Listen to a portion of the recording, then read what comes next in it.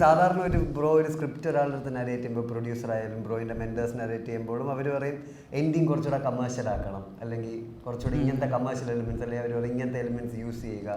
അപ്പം ഒന്ന് ബ്രോ ഇതിലങ്ങനെ ഒരു ആൾക്കാരുടെ ഫീഡ്ബാക്കിൽ മാറ്റിയിട്ടുള്ള സാധനങ്ങൾ എന്തെങ്കിലും ഒരു എലിമെന്റ് എക്സ്ട്രാ? ഭയങ്കര കൺവിക്ഷൻ ഉള്ള ഫിലിം മേക്കർ ഇതാണ്. അല്ല, പറഞ്ഞുതരാം. ഇപ്പം വിജയ് സാറ് ഇപ്പം ഈ തുടക്കത്തിൽ ഈ പടത്തില് ബോർഡിൻ്റെ ഒരു ചരിത്രമൊന്നും കാണിക്കില്ല. ബോഡിയൊക്കെ കിട്ടുന്ന പോലെയാണ് ഞാൻ എഴുതിയത്. എവിടെ നിന്നോ വരുന്നത്, എനിക്ക് എൻ്റെ ചരിത്രം കാണിക്കണമെന്നില്ലായിരുന്നു. പക്ഷെ വിജയ് സാറ് പറഞ്ഞ് പുള്ളി പ്രശ്നം ഉണ്ടാക്കിച്ച് വെച്ചതാണ് തുടക്കത്തിലെ 2D അനിമേഷൻ. വളരെ ഗുണം ചെയ്തു പടത്തിന്, വളരെ ഗുണം ചെയ്തിട്ടുണ്ടത്. അപ്പോൾ പല സ്ഥലങ്ങളിലും ആ കൊളാബറേറ്റീവ് എഫേർട്ട് വന്നിട്ടുണ്ട്. പക്ഷേ കൺവിക്ഷൻ എന്ന് പറഞ്ഞ സാധനം എനിക്ക് ഇച്ചിരി അധികം കൂടുതലാണ്. അതിൻ്റെ പേരിൽ തർക്കങ്ങൾ ഉണ്ടാവാറുണ്ട്. പക്ഷേ at the end of the day ഈ പറയുന്ന പോലെ ഈ പടത്തിൽ ആ കൺവിൻഷൻ ബൈ ചെയ്തവരാണ് കൂടുതൽ.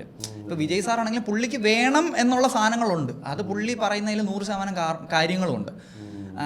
അല്ലാത്ത സമയങ്ങളിൽ നമ്മൾ ഡിബേറ്റിൽ പോവുകയും പുള്ളിയെ കൺവിൻസ് ചെയ്താലും മതി. പക്ഷേ മോസ്റ്റ് ഓഫ് ദ ടൈം ആ കൺവിൻഷൻ എല്ലാവരും ബൈ ചെയ്തു എന്നുള്ളതാണ് ഈ പടത്തിൻ്റെ ഒരു ഗുണമായിട്ട് വന്നത്. ഈവൻ